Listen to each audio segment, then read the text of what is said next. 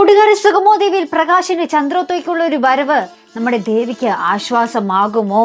അതേ കൂട്ടുകാരൻ, നമുക്ക് കണ്ടു തന്നെ അറിയണം. നമ്മുടെ പ്രഭാവതിയോട് നമ്മുടെ പ്രകാശ് ഇങ്ങനെ ചോദിക്കുന്നുണ്ട്. ഒന്നും അറിയാത്ത രീതിയിൽ, മീര എന്തേ പ്രഭാവതി മാഡത്തിന്റെ മരുമകളാകാൻ പോകുന്ന മീരയെ എനിക്കൊന്ന് കാണണമല്ലോ, ഒന്ന് പരിചയപ്പെടുത്തി തായോ എന്നൊക്കെ പറഞ്ഞ് നമ്മുടെ പ്രകാശ് ഒന്നും അറിയാൻ പോലാത്ത പോലെ പൊട്ടം കളിക്കുന്നൊക്കെ ഉണ്ട്. അപ്പോൾ നമ്മുടെ രജനി പറയുന്നുണ്ട്, പ്രാജ്യെ കാണാൻ അന്ന് ഗിരീഷ് മാഷിന്റെ വീട്ടിലേക്ക് അന്ന് മീര വന്നിരുന്നല്ലോ, അന്ന് കണ്ടില്ലായിരുന്നോ ഒന്ന് നമ്മുടെ രജനി ചോദിക്കുന്നുണ്ട്. അപ്പോൾ നമ്മുടെ പ്രകാശിന്റെ ഉത്തരം മുട്ടുന്നുണ്ട് അവിടെ.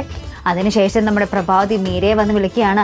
മോൾ അറിഞ്ഞില്ലേ, നമ്മുടെ വീട്ടിലൊരു സെലിബ്രിറ്റി വന്നിരിക്കുന്നു, പ്രകാശ് മേനോൻ, വാ മോളെ കാണണമെന്ന് പരിചയപ്പെടണമെന്നൊക്കെ പറഞ്ഞ് നമ്മുടെ മീരയെ നമ്മുടെ പ്രകാശ് മേനോന്റെ മുന്നിൽ എത്തിക്കുന്നുണ്ട്. അപ്പോൾ പ്രകാശിന്റെ വേറൊരു നാടകം, ഈ കുട്ടിയെ എവിടെയോ കണ്ട് നല്ല പരിചയം ഉണ്ടല്ലോ എന്നൊക്കെ പറഞ്ഞ് നമ്മുടെ പ്രകാശ് ഭയങ്കര അഭിനയാട്ടോ. അപ്പോൾ നമ്മുടെ മീരയ്ക്കാണെങ്കിൽ ഉള്ളിൽ അങ്ങോട്ട് കലി അടക്കാൻ പറ്റാതെ ഇങ്ങനെ നിൽക്കുന്നൊരു രംഗമായിട്ട് നമുക്ക് കാണുവാൻ സാധിക്കുന്നത്.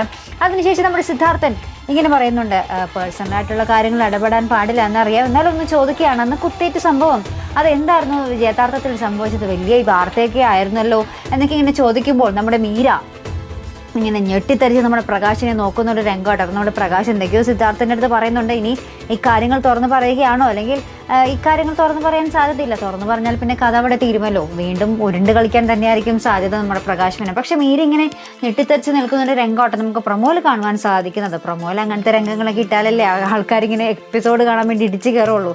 എന്തായാലും നമുക്ക് കാത്തിരുന്ന് കാണാം, കണ്ടു നോക്കാം നമുക്ക് എന്തായിരിക്കും എന്ന്. അപ്പോൾ ഇതുപോലുള്ള പ്രൊമോ റിവ്യൂസിനും എപ്പിസോഡ് റിവ്യൂസിനും ഒക്കെ നിങ്ങൾ മറക്കാതെ ചാനൽ സബ്സ്ക്രൈബ് ചെയ്യുക. അടുത്തൊരു വീഡിയോ വരുന്നത് വരേക്കും ഗുഡ് ബൈ.